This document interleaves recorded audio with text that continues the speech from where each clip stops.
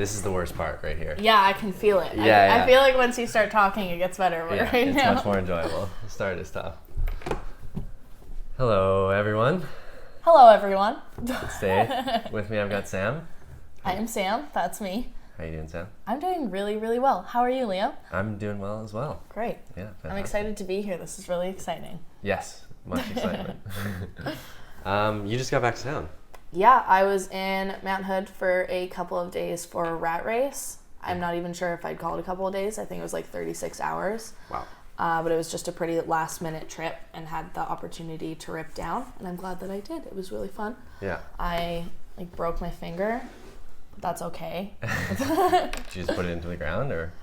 Yeah, I fell on both of my runs, and my second run I fell a lot harder than the others, and I think I just stubbed it, but I didn't really notice for like a day. I just kind of thought that it hurt, and then I realized that my knuckle was not there anymore. All swollen up and stuff? Yeah, well, it was just like moved down. Yeah. Crazy. I mean, I did my hand this year, but I hit the finger and then the hand broke. Hands are so annoying. Yeah. They just have like so many tiny bones, and there's not crazy. that much that you can do for any of it, but you got surgery. Yeah, mine I was like falling and it like twisted the finger and then like spiraled the bone, so I just had to get That's super fun. But I've broken this one too, but they're chill. Crazy. But yeah, fingers. It's weird that you'd hurt them in, snowboarding. Yeah, and it's just like, it just seems so low key, and there's not really anything you can do about it. Like, I've broken a few and let them heal so poorly, so I just have twisted up, busted fingers now. It's not noticeable though. I like the duct tape though. Thank nice you. Touch. Thanks. Yeah. I'm not sure that I have health insurance right now. So. Sweet. You enjoyed the trip though, even though it's short? It was pretty sweet. The weather turned out to be pretty great.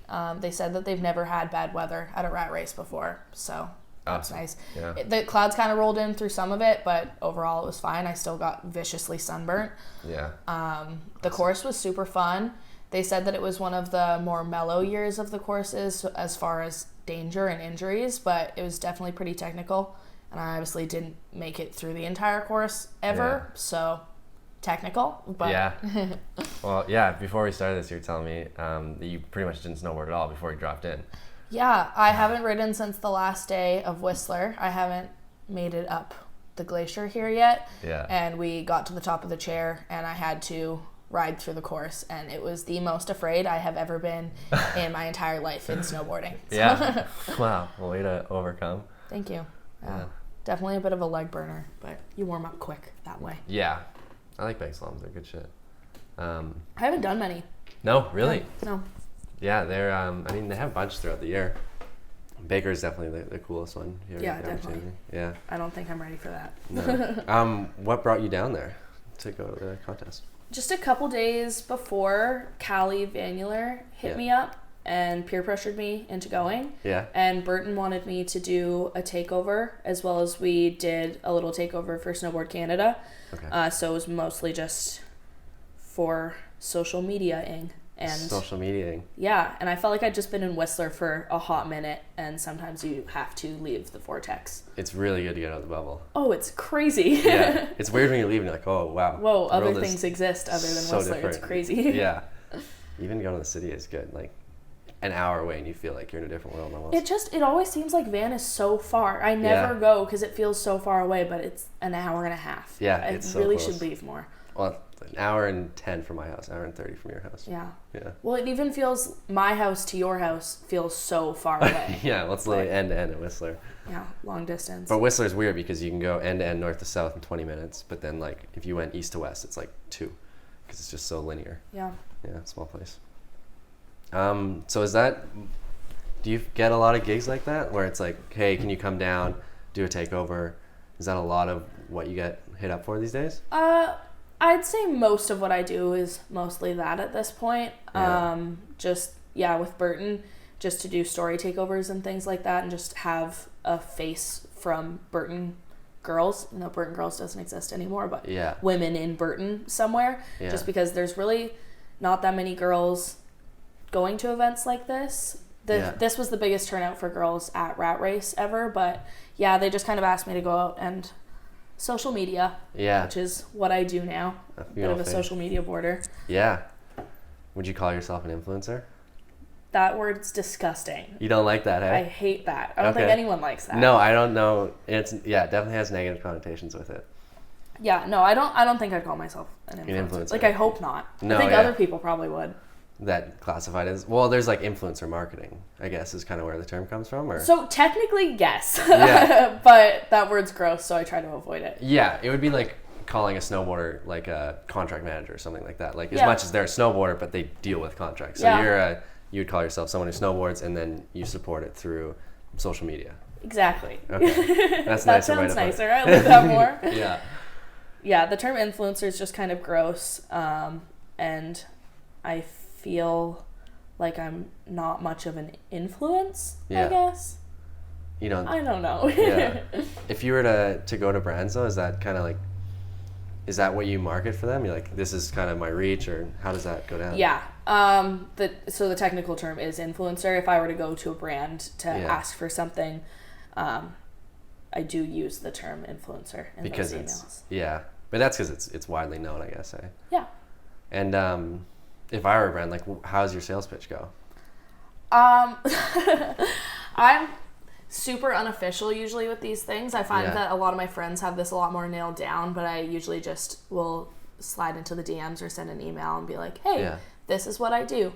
If you give me this for free, I will post it on social media. And sometimes it works out. Yeah. And I get like a bunch of like really weird deals and things. Like I just got laser hair removal. Yeah, no, but that's sweet of a way to like get that, but then, you know. Yeah, I do feel that in snowboarding, a lot of people hate on the people that are more on the influencer side, but Yeah. for me, I couldn't be a competitive snowboarder if I wanted to at this point just because of my injuries. So the fact that I found this route in snowboarding to continue to have a career and stay in the industry is cool, and I'm going to do what I got to do to stay in it. And it's cool that I've been able to keep my backing with Burton and Oakley and my other sponsors, even though I don't compete anymore. Yeah. So. No, I hear what you're saying. Like, people always hate. They'll hate on pretty much anything. Oh, But yeah, it's snowboarding. Everyone hates everyone and everything all the time. Yeah, and especially when they see, like, if they're struggling, they're like, wow, this chick's, you know, out there, and she's, like, supporting herself to get to go snowboarding. Yeah. Doing things that I'm not into doing kind of thing. I can see where, you know, the resentment comes from, but I mean, I definitely do get it, because when I was still competing, I would see people that weren't competing or weren't doing as well but had like a larger following and they were getting more opportunities than me, and just because of jealousy I would kind of resent them for that. But now that I'm on the other side of it, I'm like, oh, actually, like, I'm fine with this. This is like, cool. I get it. Yeah. Yeah. No, there's always two sides, and it depends like which situation you're in, for sure. Yeah. Yeah, do you enjoy it though? Is there parts of it that you're like, this is sick, and like the trips you get to go on and things like that? It's definitely, there's a lot of really great opportunities. I've got to go on a lot of really cool trips and do things that I wouldn't have been able to do otherwise, but the part that isn't shown on social media or whatever is that there is quite a bit of work that's put into it. Yeah. If I'm going somewhere to shoot with Burton or a company, it may look like I'm on this super fun vacation, but the shooting is pretty heavy. Yeah. Last year I did a shoot with Burton at Baldface, which was hands down best experience of my life. So grateful for that. It was so sick. Yeah. But while everyone else was boarding, because it was during Danny's Turning Man event, Right. so all the dudes were all boarding and just having so much fun. There was such good snow. It was awesome.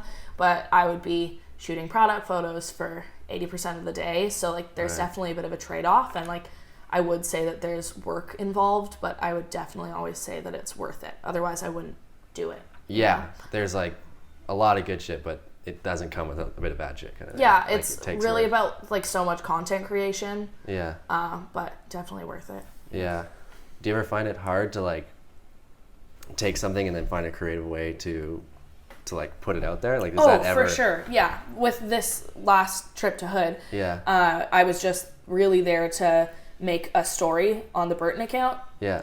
and it stressed me out so much. And when you're there doing a race or an event or hanging out with people, you're not always thinking to pull out your phone and be recording things and making things. And by the end of the day, I went up to Mark Sollers and I was like, do you have any videos on your phone? I didn't take any all day. Like, I really need to make this story. Yeah. So it is definitely hard to make something that's like digestible to the followers and entertaining, but still have fun while you're making it and kind of make it your own and not super commercialized and brandy. Generic, yeah. So there's definitely a fine balance. I don't think the story that I made in Hood was very good, but that's fine. Gets you live the and you job done. learn. Maybe it'll be better next time. Maybe it won't. I don't know. Oh yeah, no, you gotta get out there. But do you ever worry about that, like the balance between like being in the moment at certain times and then also having to like try and produce content and stuff like that? Yeah, I feel like I catch a lot of shit for recording things and being on my phone a lot, but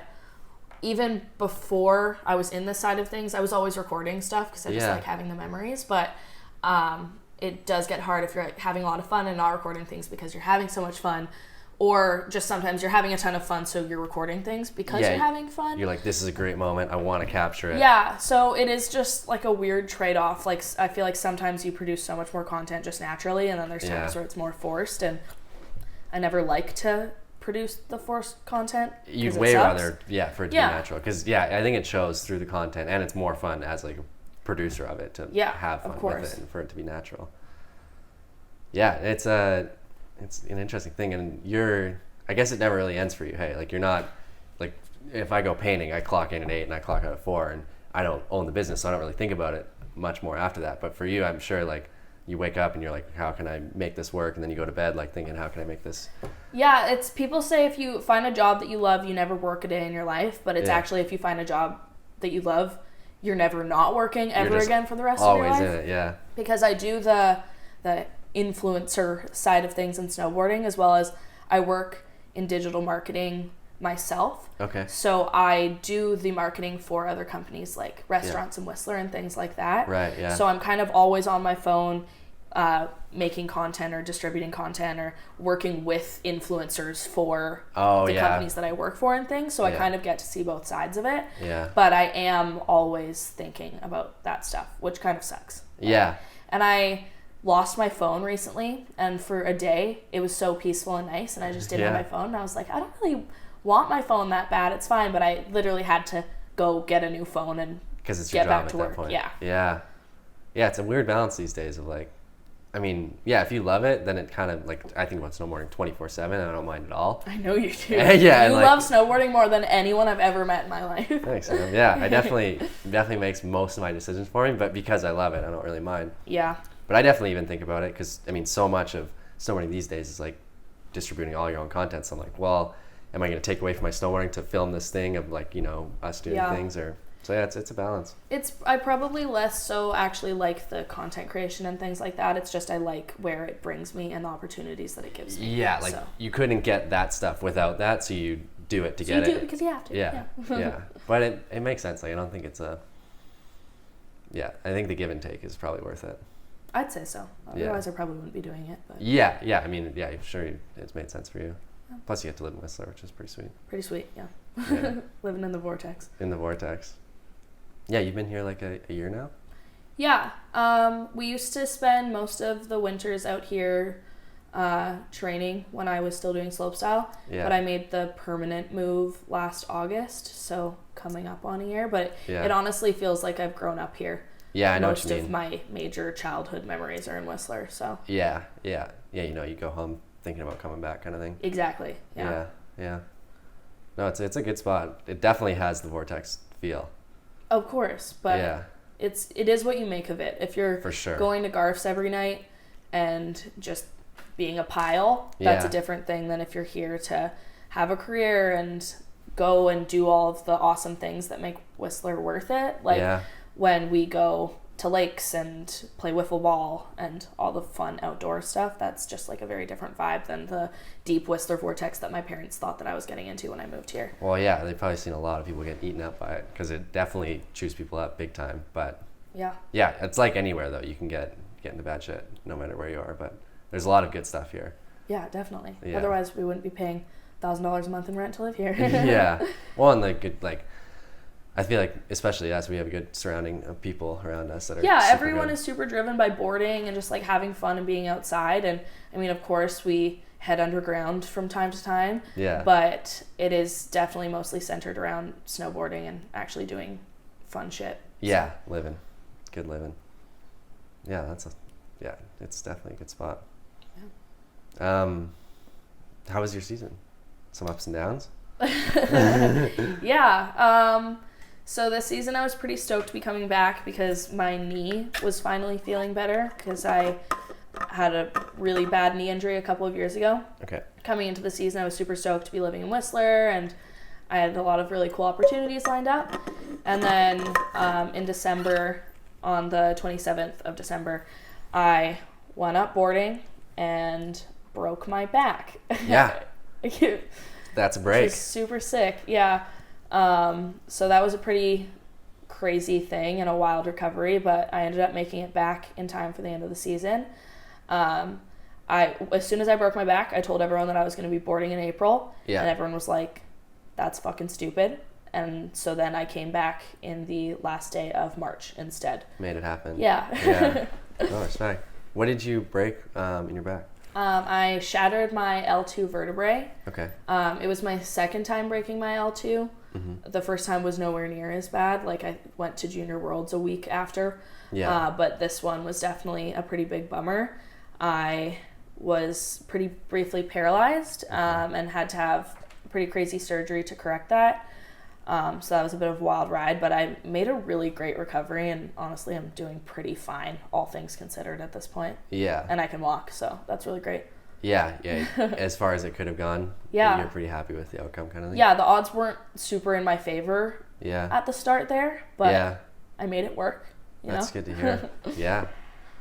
What was the mental side of that one? Like, were you pretty freaked out at the start, and then with like the progress, did it change, or?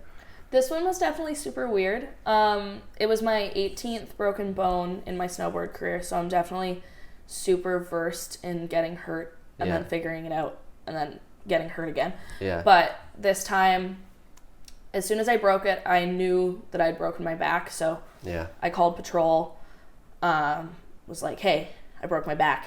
I think I broke my L2. Can I have some like laughing gas or something? So they came and dealt with all of that, and I was laughing and smiling and joking the whole way down the mountain. There's tons of photos and videos. I don't remember it super well, but I was definitely in high spirits. And then I got down to the Whistler hospital and had my first x-rays done. And I was still just kind of like, meh, this is fine. Like, I'm chilling. You weren't super stressed. And then they came back with the x-rays and were like, hey, actually, this is super bad. We need to get you to Vancouver right now. And that's kind of the first time where I was like, oh shit, like, I don't really know what's happening. And I definitely got a little freaked out there, and things snowballed as I got like more scans and things and was in Vancouver. And then it was definitely super, super scary for a bit. And I mean, when I first hit the ground, I lost all the feeling from my waist down. But then it came back, so I was like, oh, it's actually chill. But going through that, it was really scary at the beginning. Going to surgery, I wasn't given super awesome odds about walking after. But after the surgery went well and I got up on my feet in the hospital, it kind of mellowed out. But this is definitely the injury that's impacted me mentally the most out of anything, I think. Just because I broke my back 3 days before the biggest storm of the season, the one that was during the deep winter shoot. So when I got home from the hospital, I just had to sit in my dark room while all my friends were riding like 60 centimeter days every day. Which was kind of a trip, and not knowing if I was going to be able to snowboard again and like in what capacity I'd be able to. But 3 months after I got hurt-ish, I dipped to Mexico for a month, and that's when my recovery kind of started to ramp up and everything started to look more positive, and I got to surf a bit and things looked better, and then I snowboarded as soon as I got home from that trip, whenever that was. So the mental aspect was difficult because I found myself getting really low a lot, especially sitting alone in my room while all my friends were boarding. But I just had to work really hard to keep myself in check and be like, I'm not going to heal properly if I'm not thinking positive into this injury. Working the mindset. And now I feel super great about it because it obviously went super well. You had the outcome you were hoping for. Definitely. Probably better than I was hoping for. I definitely, I mean, I can't imagine what the physical pain would have been like, but I definitely, through the injuries I've been through, noticed that the emotional pain of like what you're missing out on could kind of almost be worse. It's way worse than the physical, 100%. Like being that bummed out and just not being able to do the one thing that you love so much is just such a bummer. The physical pain from this was super shitty too, but the emotional was worse. Was I'd worse. say. Yeah, that's I think what people maybe don't understand or don't see from the outside. Like, oh, like you've broken this, like that's gonna heal up. In your case, it was probably a bit scary because you weren't sure what the outcome was gonna be, but that's probably even worse too because you're like, I don't know what my life in snowboarding is gonna look like. Yeah, and for that's probably all what of you're worried us, about. we have these whole life plans Yeah. that we've had since we were so young. It's like, I'm going to be a pro snowboarder, and this is what I'm going to do, and then I'm going to do this next season. Yeah. And then every time you get hurt, the rug is just ripped out from under you. Yeah, straight up. When I blew my knee, that was the end of my slopestyle career, and like that was the scariest thing ever because I was 18 and didn't go to university, kind of just coasted through high school, and had never considered another option other than snowboarding. So it's so insane to just have this entire life plan and then just have it like wiped clean and have no idea what you're doing. Yeah. So not super ideal. My back this time wasn't as horrible because I have started to lay groundwork for things that exist outside of snowboarding because you kind of start to realize that there is more in the world, but it was still definitely super scary. But it's fine. And I got so much backlash from people outside of snowboarding from coming back to snowboarding so quickly after this injury. Oh, yeah. People were tearing me apart online, and I had so many concerned family members and just people that didn't know me super well that were all calling me an idiot for snowboarding and saying that it was a stupid risk and that I wasn't going to be able to walk properly when I'm 40 because I was out boarding so quickly. But the thing is that I think with all of us in snowboarding, we all take calculated risks and everything is risk versus reward. And for me, I would rather have a horrible back and walk with a cane by the time I'm 45 and continue to snowboard and skateboard and surf and do all the things that I love now rather than just throw in the towel and live some like boring, shitty life just forever. Yeah, you know? I know what you mean. I might change my mind when I'm 45 and walking with a cane, and but like, for wow, now sucks, it's really fine. Yeah. No, but it is kind of how you want to live your life. Like, do you want to enjoy it for the moment or like just live safely? And then you could die in a car accident. Like, there's so much other shit that could kill you anyway. I would rather just board and deal with this for now and deal with the rest down the line. Yeah. You just never really know what's going to happen. And it's so easy for people on the outside to be like, oh, like, this is what you're going through. Like, this is how you should take it. But especially with an injury, like, you're the only one who knows how it feels. And you're the only one who's, like, being able to gather all the different information from, like, doctors and friends. And then you just have to make a call and then, like you said, live with it. Yeah. And just be okay that you're like, this is the call I made. And it's either going to work out or it's not. And I've definitely made some poor calls coming back from injuries in snowboarding before, but it's never something that I've regretted because it's a choice that you make in the moment. Yeah. And it happened, and it was the choice that you made, and now you just live with whatever happens, and everything ends up working out in the end. So. Yeah. Yeah. Well, no, it's good to hear that you got the even better outcome than your. For sure. I was really told that I was never gonna snowboard again, so I'll just take whatever I can get after that. Wow. So now, how does your back feel?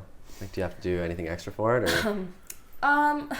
Well, so it doesn't feel good. No. But in the grand scheme of things, I'm fine with all of it. Yeah. I still can't feel like the sensory nerves in my toes on either foot.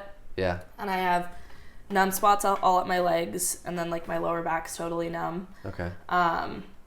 And when I walk or do anything for too long, my feet kind of like disconnect from my brain. It just kind of feels like dead weight. Wow. So I have to really like consciously walk and things like that. The worst of it, I guess, is the nerve pain just because it was a spinal cord injury. Okay. So I have this stabbing pain in my lower back a lot of the time. But again, like, I don't dwell on it too much because the alternative was so much worse. Yeah, you're just managing it kind of thing. And at Rat Race, fell in all of my runs, but the last run, I fell on the whoops and fell on the last whoop and then landed like butt first into the like back of the landing of the last whoop and just like stopped, and it just jarred my back so much, and I was really scared, honestly, but it ended up being fine. I was definitely hurting after, but I got up and walked away and was laughing, and Mark Solers quietly walks up to me like such a dad and was just like, hey, like, I know about your back and your injury, like, are you sure you're okay? Like, that was really so nice. And I was like, oh, I'm fine. Like, yeah, he's a good dude. Yeah, he's such a good dude. He's so nice. But I was definitely hurting after that, and I Like if I take a small spill or something, I'm really stiff for like a week, but it's fine. Yeah, sometimes it's good you take a good slam after being hurt and you're not You hurt know after. that you're fine. And you're like yeah. sick. Like that was a good slam and I'm good. Mm-hmm. Yeah, I got up and walked away and I was like, oh, this is actually totally fine. Yeah, it's a weird, good feeling. Like, I just slammed hard and I'm okay. Yeah, no, it's strong. super good. When I broke my back was my first big slam after blowing my knee. Okay. And I wasn't wearing my knee brace that day, and that's why I overshot that jump. Is we were cruising in and I was like, I'm not wearing my knee brace, so I don't want to knuckle. Yeah. So I went way too fast. But when I landed, one of my first thoughts was like, oh, my knee's actually like really fine. Like, that's cool. Oh, yeah. You're like, it's sweet. It feels good. Yeah. Yeah. Yeah. It's just like you get the confidence back because it's like so hard to trust your body after an injury like that. Yeah, straight up. How are you doing with that now? Like, do you feel like you're still progressing with that, or are you kind of at like a I feel like I've hit it. Yeah. Like this is probably as good as it's gonna get. Yeah. Yeah.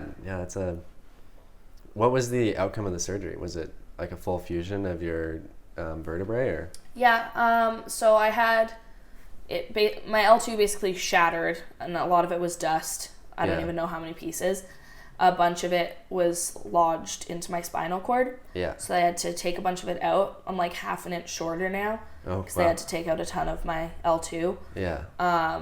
I have 2 rods that fused my L1, L2, L3. Okay. And then screws going into my L1, L2, L3 on both sides. Yeah. They couldn't get a screw in the right side of my L2 because it was dusty. Okay. Like, yeah, there's just nothing. There wasn't anything for it to hold on to. Wow, it's crazy. But yeah, I'm pretty fused. I have a pretty decent scar. I won't be able to get the hardware out, unfortunately, just because there's not enough bone to hold me up anymore. Yeah. But it's fine. Yeah.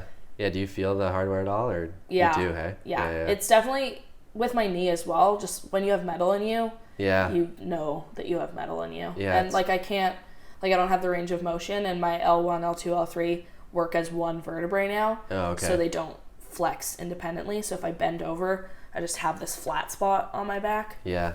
Which is kind of wild, but yeah, something that you have to kind of manage a bit. But I'm sure, like, yeah, do you think on a daily basis with things you can do? Do you think? Yeah, it's pretty in the back of your mind all the time, but it is something that you just kind of adapt to. But yoga's been helping a ton. Sweet. Just kind of loosening up everything around it. Yeah. Because it is still super recent, so all the muscles and everything are still super angry with me. Yeah. But yeah, yoga helps a ton. So that's been sweet.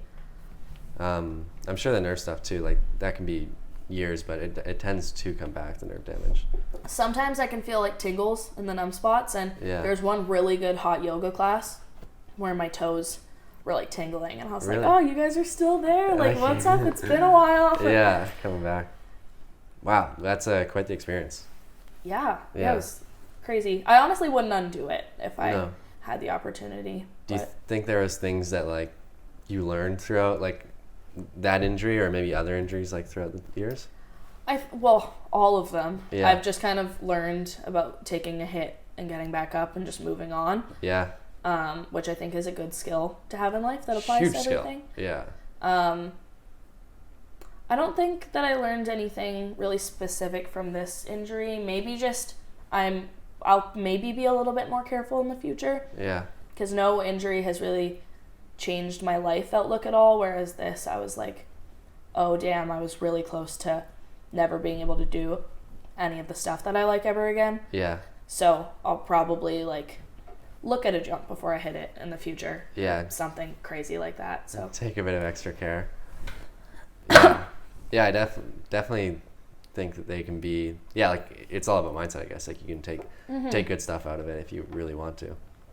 The mind is so powerful, like through injuries and things like that. Yeah. I feel like if I had a negative outlook throughout this, I wouldn't have recovered to the extent that I did. Yeah, for sure. Probably not physically, mentally, or even like maybe even be here, because if you don't get back up, like you wouldn't be able to kind of do the things that you want to do. Yeah, like I do feel like your mental outlook has a big impact on physical health and things like that, which is a crazy connection to make, and who knows if it's real, but I believe in it now. I think it's good. Yeah, no, I back it. I just listened to this audiobook called Grit by this girl, Ashley Duckworth, and it's all pretty much about perseverance. And like the only identifiable factor between people that succeed is their ability to just keep going, their grit, as she would call it. Well, there's studies about like cancer patients and people with really serious illnesses and injuries, and the power of positive thinking in that. And you learn a lot of that through snowboarding, growing up in snowboarding. For sure. You go through shit and like you lose contests and lose sponsors and break bones, and you kind of just have to dust yourself off and keep trucking. I think there is a lot of those, like they call them soft skills, the skills that aren't like information recall and things like that you learn throughout snowboarding that I think are kind of indispensable. Like even learning how to travel and like just how to deal with relationships with people, because there's a lot of like people stuff that people don't think about in snowboarding. You know, managing, probably you see that a lot, managing relationships with like different brands. It's like everything's almost a business relationship and you have to manage all of that. And people value athletic pasts when applying for jobs and things. Like I find whenever I'm applying for a job that has nothing to do with snowboarding, I will mention the fact that I was a competitive athlete at some point. Because like, have you ever traveled with someone that didn't grow up doing sports? Like, or just doesn't know how to travel? It's insane. It's so frustrating. Freak out at every little thing that happens, and you're like, buddy, we're gonna hit a lot more things. It's gonna get so much worse than this. Like, you ever left your passport in Beijing before? Because I'll tell you about it. China, really? I was 16, coming back from Junior Worlds. We had a flight from Harbin to Beijing and then Beijing to Vancouver. And the flight from Harbin to Beijing, I used to always put my passport in the front pocket in front of me. Okay. And I remember when I was getting off the plane, I was with Will Izzard. Oh, yeah. We were all like, passports, everyone had passports. And I looked at the front pocket and I was like, I had the actual thought, I don't think my passport's in there. And I didn't just like put my hand in it, figure it out, feel it out, just got off the plane. Had like a 4-hour layover in Beijing, and then we go to check into the next flight, and I was just like, boys, I don't have my passport. And they had to like bring it back from wherever the plane was. And at that point, all of the people traveling with the Canadian team had pieced back to Vancouver, and I was 16, alone in Beijing without a credit card. But I wrangled up my passport and got home eventually. Wow. My mom was super pissed, but... So you got your passport back. You didn't have to reapply or do any madness? The plane had just started taxiing off. So they brought it back. No way. They turned it around and get your passport? I was that guy. That's amazing. They were trying to make me pay for it, and I was like, I'm 16. I don't have any money. If you wanted to. Do you... do different passport management now that after that trip? Or? I haven't lost a passport since then. I don't have a good process. I feel like I just would put my hand in the pocket just to confirm. God damn. But that's like something you would probably learn like to keep your cool. That's a pretty high stress environment, especially being 16 and like being stuck in a crazy country.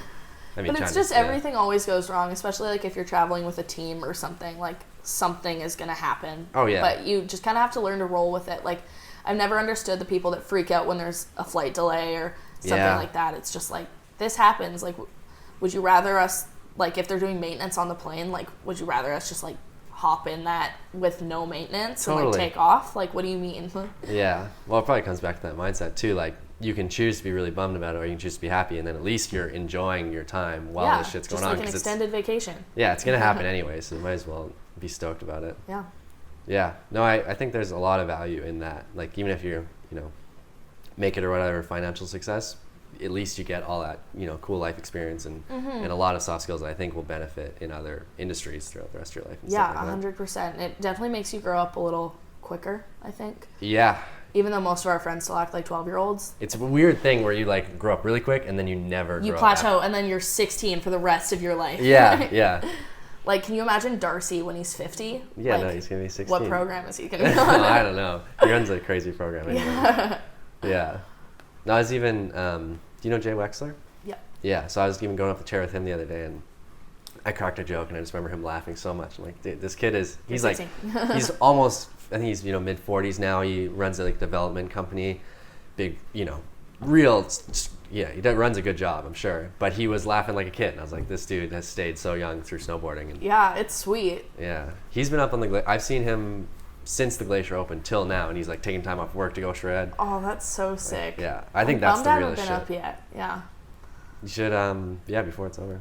I know. I've just been kind of waiting for a nice day, and there hasn't been one yet. So I feel like I'll just have to bite the bullet and head up. Yeah, it's literally pouring rain right now. Friday, you should go up. Marcos is going traveling for his birthday. For his birthday. Yeah, I will actually. Yeah, that's a good idea. Yeah. Then we're going paintballing. Paintballing. Yeah. Have you ever been? Yeah. Really? Oh, I never have. You've never been paintballing? I'm nervous. I'm gonna come for you. Oh, really? You just source me out and give me a shot. Yeah. No, I'm excited, but it's fun. Yeah. Voluntary pain's not really my thing, but it is mine actually. Yeah, get down with it. No, it'd be fun. I like that shit, and plus all the boys, it'll be a good experience. Yeah, it's so sick that we have such a big crew of boarders living here. I think that's one of the best things about what we have here. I didn't have that like the first couple years I lived here, and like I run a pretty solo program even with it, but that's definitely one of the things I think I appreciate the most of what we got. It's good shit to have like so many good people that are so inspired by the same thing. I can't think of another place in the world that's like that. Like even Hood, a lot of people are there and they'll be there for the summer, but there's not really a town where everyone lives all year round and is so focused on boarding and that type of thing. Like I feel like Whistler is pretty bespoke in that way. I agree. Yeah, no, it is very unique. Like I think moving from my hometown, like as much as you get a better mountain moving to Whistler, I think it's the community that's more the 100%. The driving factor. It's just like, it's like moving to LA to be an actor. It's just where everyone who wants to everything snowboard happens is. And there's so many opportunities and everyone's on the same wavelength as you, so it keeps you motivated and eye on the prize. Yeah, a lot of stuff's word of mouth too. Like, do you find that with a lot of like? You'll just meet a random person and they'll be like, oh, I know this person. They're looking for someone to do this, and then all of a sudden you have some sort of business relationship. Which is sick. And just everyone knows everyone in Whistler, and everyone's kind of watching out for each other all the time. And if anyone hears of an opportunity that suits someone they know, they put them up for it, which is really sick. Yeah, there is some benefit to being a certain amount of sociable in this town. As extroverted as I can be at times and loud, I used to have such a big problem with meeting new people. If I was with a group of people or friends and we'd meet someone, I would usually keep my head down and be kind of weird about it, but I've made a conscious effort to shake everyone's hand and introduce myself, be like, hi, I'm Sam, like look me in the eyes, remember me. Like, no, that's huge. And I think there is like I think you really have to balance it, because people can see like disingenuous behavior from a mile away. 100%. So it's such a weird thing where like it's like I genuinely, want to meet you and know you and be your friend, but like everyone knows that there is, some benefit to everything. So that's probably a tough line to walk, especially. Do you find that you're kind of on that a lot of the time, where you're like meeting people, but you know that there's gonna be some relationship associated? Yeah, you just kind of have to keep it kind of chill, but be like, remember me, please. Yeah. But everything in life is like almost kind of business when you. That's what I was thinking. Industry. Like, as much as it's big in our industry, it's also big in every parts of life. Like, you talk like listening to, people interview about amazing jobs they got. It's usually from a friend or a friend, not just like you hit up Craigslist and got the best job ever. It's all about connections, which is crazy.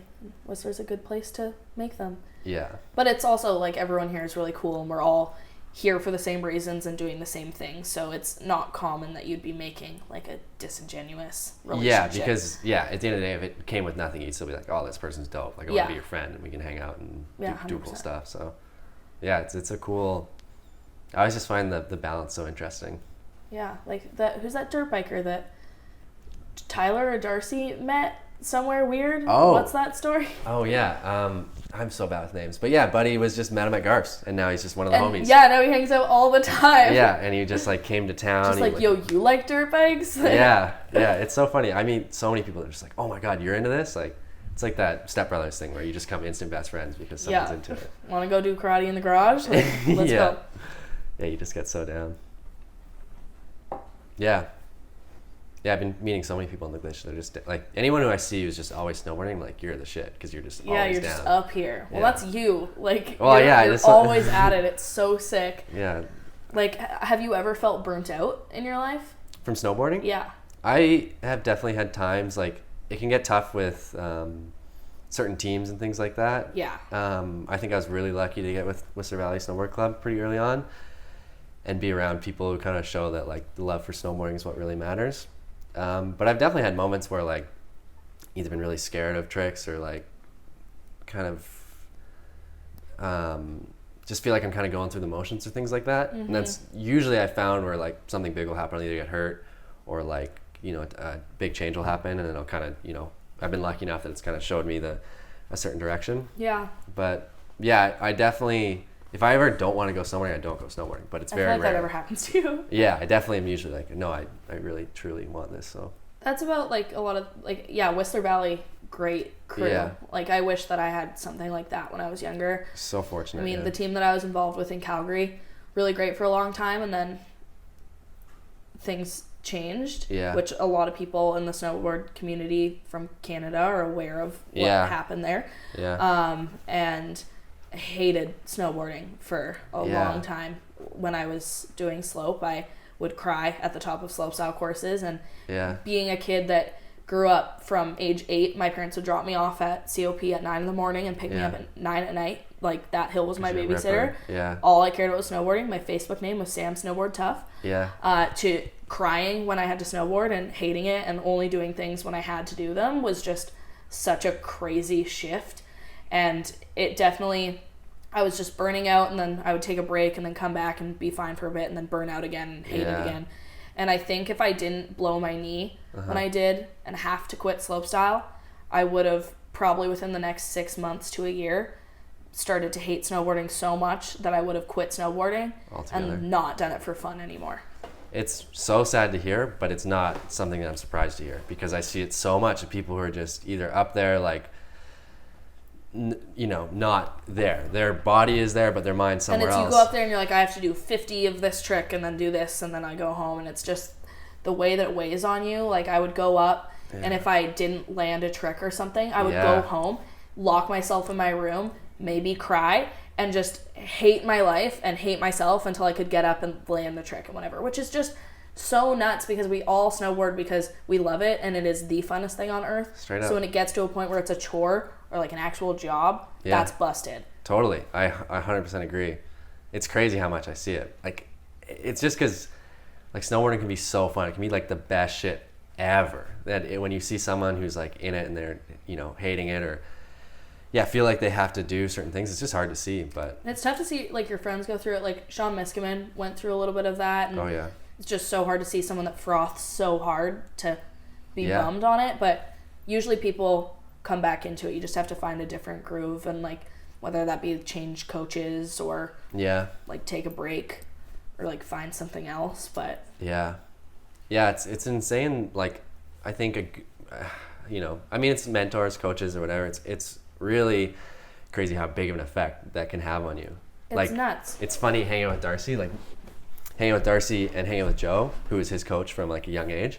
Darcy is a lot like Joe. You wouldn't think about it because big imprint. They have like such different personalities, but you can see little bits of each other in them because they've spent so much time together. Those coaches turn into your parents. Like, I would see my coach more than I saw my family. Yeah. So that becomes like a interesting dynamic in relationship, because it also, like, when you're looking at them like your family, some coaches look at you like a business, and if you're not benefiting them, they're going to take a step back from you, and then you're an orphan. And it's just crazy.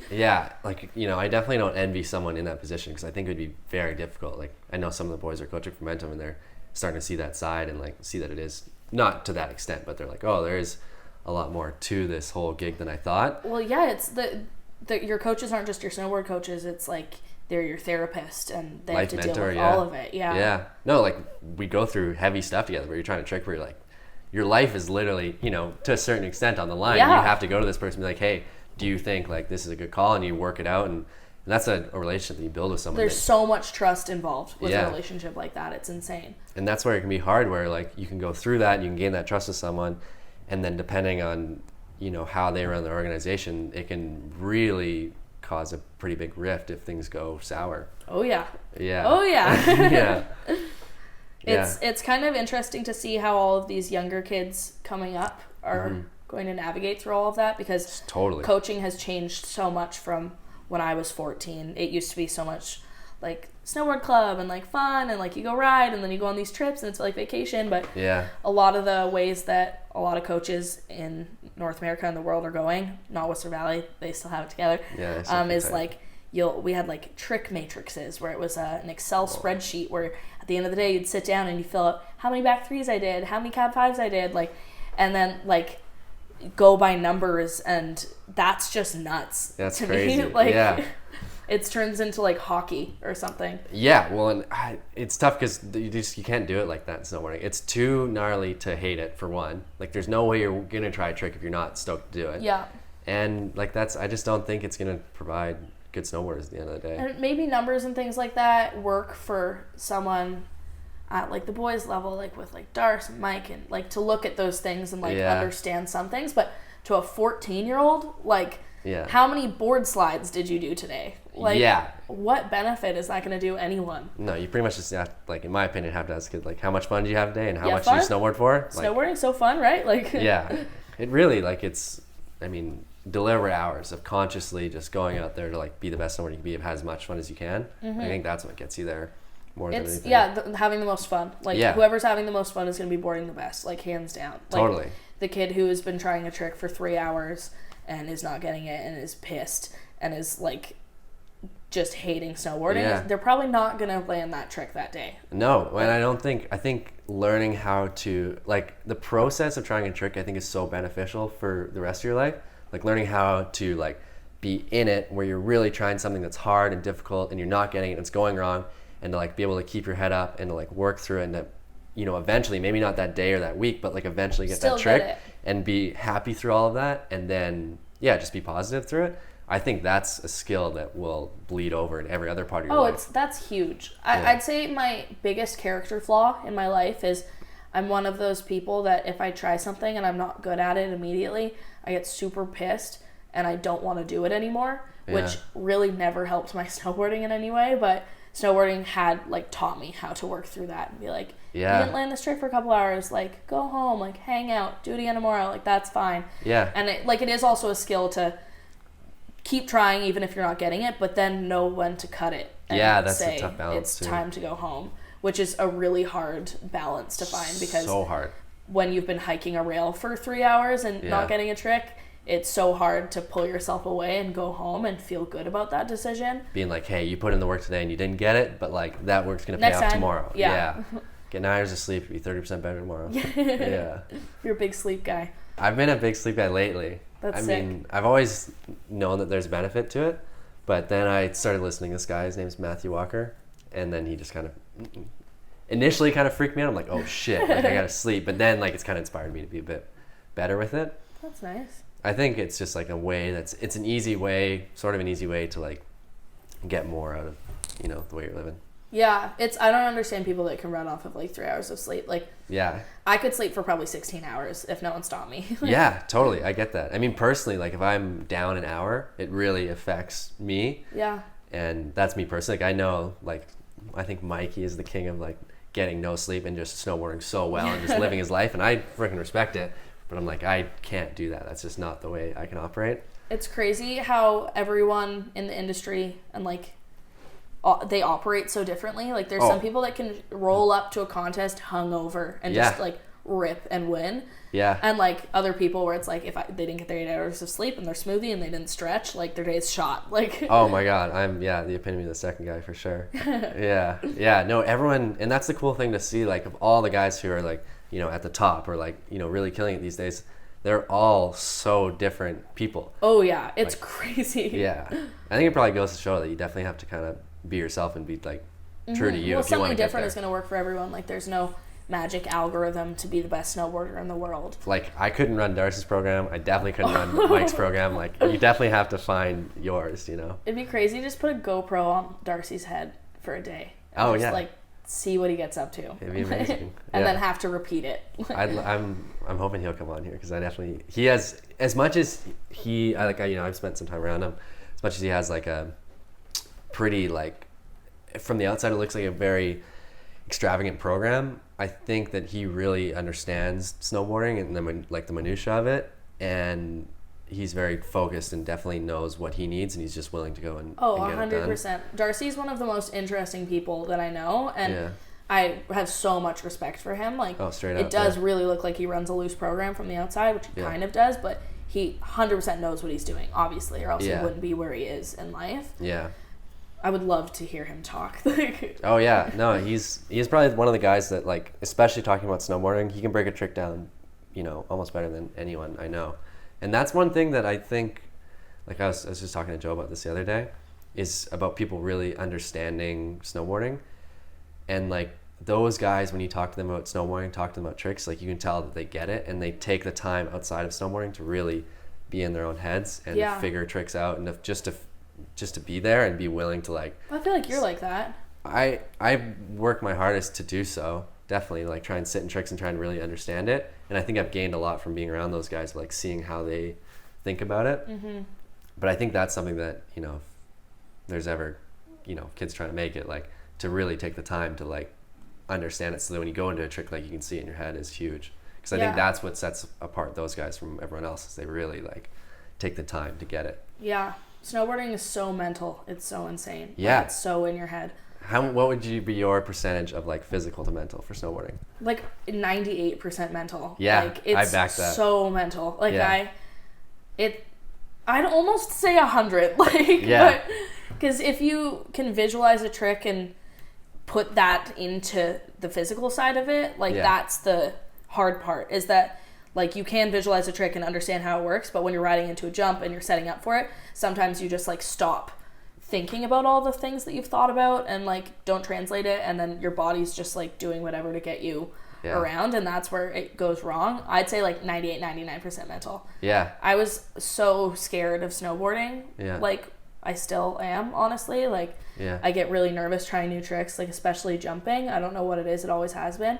Yeah. But I find if I can calm myself down and get my brain in order, that's when things are fine. But when I'm scattered and afraid and not thinking properly, I'd always get hurt. Yeah. Well, it's good to see that you can, like, that you're willing to say that you're afraid, because a lot of people will be like, oh, no, it's this. Like, oh, the jump's weird, or like, oh, I'm not strong enough for this. It's like, no, you're probably just afraid. We're all scared, I think. Like, and I remember growing up, and, like, I was a tomboy. I, like, didn't like to show emotions. This was before I ever cried at the top of contests. But I would never admit that I was scared. And I would remember, like, sitting in my room and Googling, like, are people afraid of sports? Like, and I would, like, kind of bring it up in conversations and be like, oh, was that scary? Like, and people were like, no, like, it's not scary. And I'm like, oh yeah, no, like, it's not scary. Yeah, I'm not I wasn't afraid at all. But like, snowboarding is so scary, and I would love to hear who isn't, like, who genuinely is not afraid of snowboarding. I don't know if anyone. I don't think anyone is, but it's just so insane because everyone acts like. Well, and the outside perception is that all those dudes who are doing the crazy tricks are fearless. They never get afraid. Yeah, but it's there's no way. They get afraid, but they're just, like, the best at working through it, and they put the time in that they're like, okay, I've done everything leading up to this point that I can do. I'm prepared. And I'm just going to make a call, and then being able to overcome, even though you've made a call, you've done everything you could do, you're still afraid, but to, like, overcome it, drop in 100% confidence, and get it done is... And it's not just the fear of, like, getting hurt or the actual trick, it's, like, the fear of performing well, and, like, there's so many aspects, and they're all mental. Yeah. Like, I went to the National Sports School in Calgary, and we had a sports psychologist just in the school at all times, and she had this little room. Yeah. And I was in there, like, every single day, because I'd be, like, 14 and be like, I'm really scared of backflips, like, please help me. But it's not just because you're scared of doing the trick and getting hurt and whatever. It's like you're scared of looking dumb, and, like, scared of people thinking that you're not good enough and things like that. You have to be willing to suck. Like, that's one of the biggest things I've learned is, like, you gotta be willing to be, like, in the best scenario, all the sick dudes are there, and you gotta be willing to, like, suck. Which is so hard. It's so tough to be like, okay, I'm gonna go out there and I'm gonna do this trick that, like, I'm not good at, but, like, I'm doing it so that, like, I can get better at it. And you gotta be willing to fall and to look dumb, but if you don't do that, you're never gonna move forward. I used to always try and, like, get on the off lap of everyone if I was trying something new, and, like, be, like, hiding, but you do have to just be able to do it in front of everyone, like rat race, dropping in with like all of my heroes behind me. I'm just like, man. But, like, the only other option is to be like, oh no, like, I'm just not feeling it today, I'm not going to do it. But it's like, really, you're just... It's getting you nowhere. Yeah. Like, no one's going to remember you, like, scrubbing a takeoff and, like, missing a grab and something like that. But in your head, you're like, everyone's watching me and they think I suck. But everyone's worried about themselves, I think. And what they are going to remember is like, oh, she's out here having fun with us all the time. Yeah. No, it's a tough balance. I think, you learn a lot from it. It's a cool sport to be a part of. Yeah, definitely super down with boarding. Big fan of it. Yeah. Would recommend it. Yeah. It's like a lifestyle too. Like.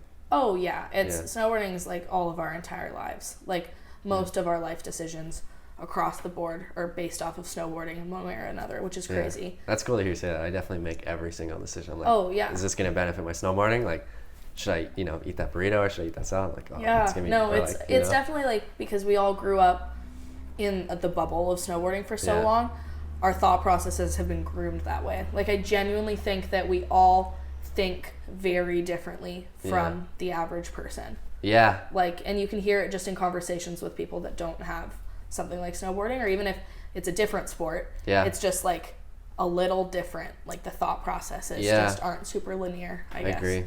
And I think with snowboarding, like, at least for me personally, I'm always, like, I've never, like, people would always be like, well, what do you want to do? And I'm like, I don't know.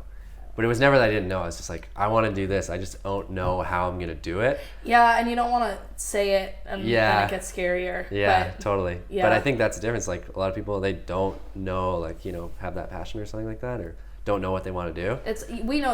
I know exactly what I want to do. It's just like, what do I want to do to get to that point of what I want to do? Yeah, which is why I think as much as it takes flack in the snowboarding world, like, my personal opinion on it is, like, for one, you're doing things to, go towards being able to do what you want to do for the love of, snowboarding. Yeah. And then, like, I honestly don't blame a company for going, like, hey, I can get this person to, promote my stuff, and they're going to get way more views to this other guy who may be a ripper, but, like, really doesn't promote it that way. And I think there's personally space for both those people. I think there's the ripper that's, like, just can shred and he can be an amazing snowboarder and people will love him for that, and he'll promote products in his own way. And then I think there's space for the person who's, like, won't spend as much time ripping, but they'll, like, promote the product to the best of their abilities. And my mom is in the ski snowboard industry. She's a buyer for a ski shop in Calgary, and she's always given me a bit more insight into that side of things, because I remember being super young, like, before I was with Burton, I'd always be like, Mom, why don't you sell Capita at your shop? Like, why don't you sell this at your shop? And she's like, well, because that's the core. Like, it's really cool. Like, core snowboarding is so cool. Like, it's so cool, but core snowboarding is the core. It's like here, and then you have to look at the entire market and, like, how these companies have to stay alive. So people, I've been hearing a ton of stuff where people are really bummed that Burton's getting into lifestyle wear and, like, camping and things. The fact of the matter is snowboarding is a shrinking industry. Like, no matter what, like, it's getting smaller. So for these companies to be able to keep paying a pro team and having the US Open and these events, they have to bring their money in from somewhere else and like bring other people into the brand. And if some random mom buys a Burton fleece because she thinks it's cute, maybe she'll be like, oh, it's Burton, and then it'll bring her more into the brand. But it is just like, there's super different ways to go at it, and I feel like people are always really bummed on things, but you really have to look at the business side of it as well, instead of just the, like, I think this is cool side. It's kind of the good shit without the bad shit kind of stuff. But I mean, like, the core snowboarder is not the guy who's sporting snowboarding. It's Joe Blow. Like, you know what I mean? And the core snowboarders, like, all the super cool dudes are probably not paying for any of their stuff. No, like, none of them are. They're all getting Flow and things for free.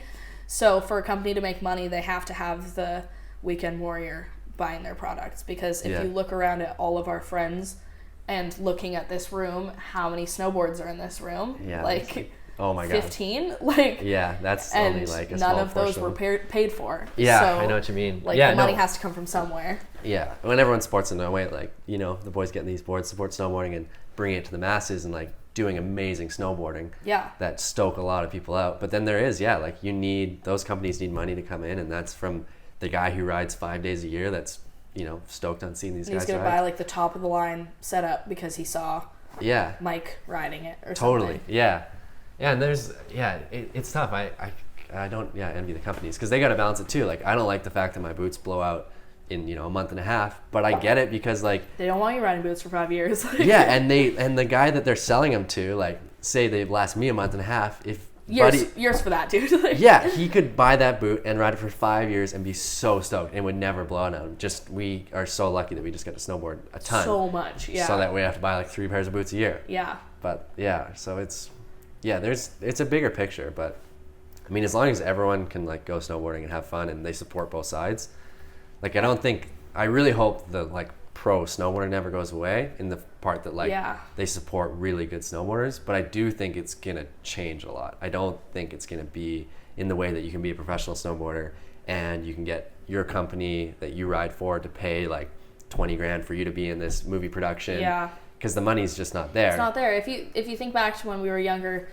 the prizes at a Big Air were $60,000. Yeah. Like that prize purse is pretty unheard of these days. Like $300, like in a bar tab. Like, oh well, for our level, yeah. Well, no, but like even at like the big contests, it's just not like that anymore. But like there would be a random Big Air at like WSI and like the Big Airs here, like huge prize purses, and now those Big Airs don't even exist anymore. Yeah, just because there isn't the money in the industry, and the pro snowboarder isn't the superstar that they used to be. Of course, like other than like Jamie, Mark, Chloe, all of those big dogs. Yeah, there's some. Yeah. The disbursement of money is really interesting. Like that was like the year that they had this year. That was a big prize purse. I think it was 20 for the winners. That was huge. And that's why like really big. A lot of big dogs came up. Yeah. Yeah. But yeah, I think it's gonna be different. But I don't think everyone's gonna have to be influencers, and I don't think everyone's gonna have to be pro snowboarders. Yeah. Yeah. But it's gonna be different. Like I'm really interested to see how the landscape changes and what happens, but I honestly have no idea how it's going to happen. I think everyone's gonna have to like personally have their own distribution model. Like I don't think the days of like being a professional snowboarder means that the company's gonna put you on and like put your name in magazines and put your name in movies.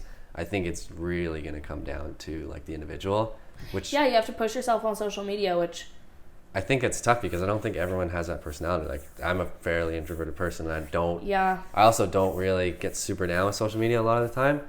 So like I don't really put my energy there, but I do think I think it's going to open doors. That it's not going to have to just be like social media, and don't think you're just going to have to push yourself, but I do think that you're going to also have to provide a certain amount of value to companies outside of your snowboarding. Yeah. However that is, through whatever avenue you find, I think it's, I mean, that's like anything, though. You just have to provide value to people. Yeah, which is crazy.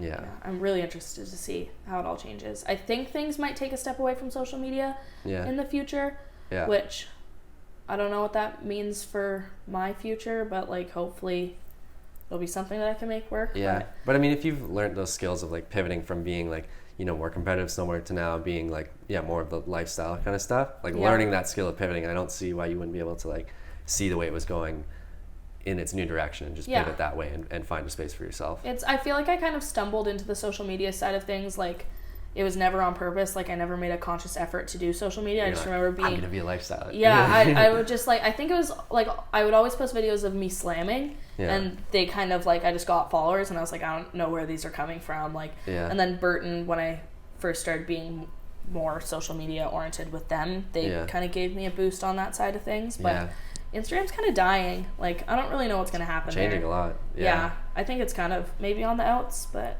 that's where like my entire job is. So we'll see.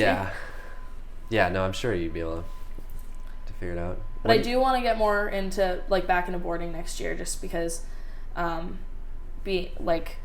that spill a couple days ago in Hood and kind of trusting my back, I was like, okay, I can do this. And I've been thinking about getting a lot more involved in the backcountry for a while, because my dad's a pretty big dog in the backcountry. He rides for K2 and he's always really tried to get me more out there, but I kind of hate touring, to be honest. I feel like everyone hates touring but doesn't want to talk about it. I think some people truly enjoy it, but I don't know what that dude, like it's so hard. But I'm like looking into buying a sled next year, I think. Okay. So you want to invest. Well, I mean, it is what got you into it in the first place. So and I just like I do still consider myself a snowboarder. Like that's good to hear. I love it a ton and I want to still be involved in that side of it. So as long as my body lets me, that's my plan. Yeah. Do you see like a difference for you, like being a woman in snowboarding and things like that? Do you see the effects of that? Do you ever worry about that, or is that not even something that you think about? They're definitely like being a woman in snowboarding is different from being a boy Yeah. in snowboarding. I feel like I've gotten more opportunities being a girl and just being able to kind of like almost exploit that. Like that sounds bad.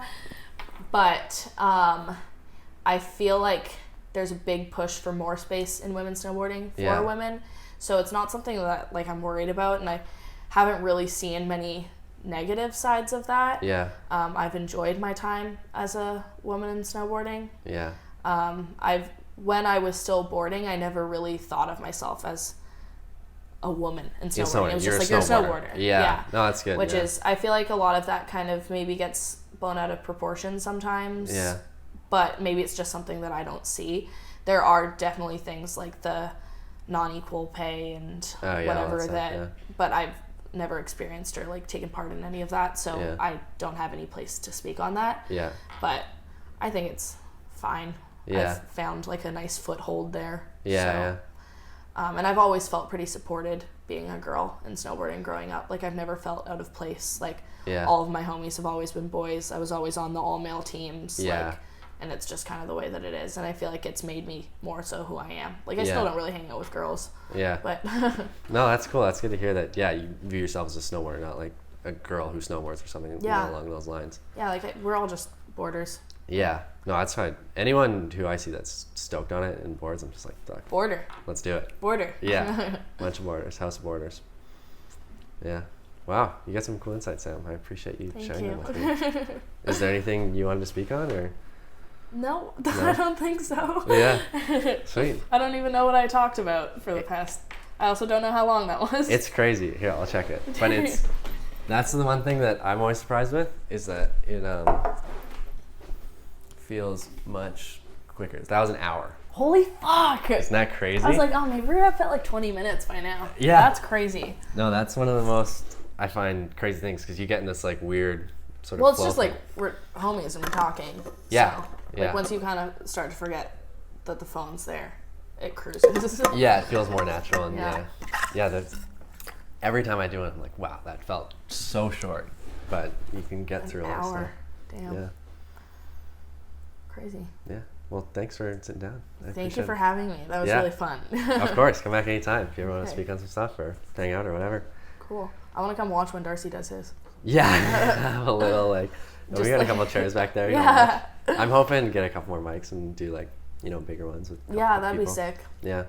And yeah, this one is on Apple now. You're they'll all eventually go there. But But I'm the first. You're the first, On yeah. Apple, baby. We're gonna live forever. Sweet. Sick. That's cool. Yeah, Thanks, that's Liam. it. Of course. Anytime. Let's do it.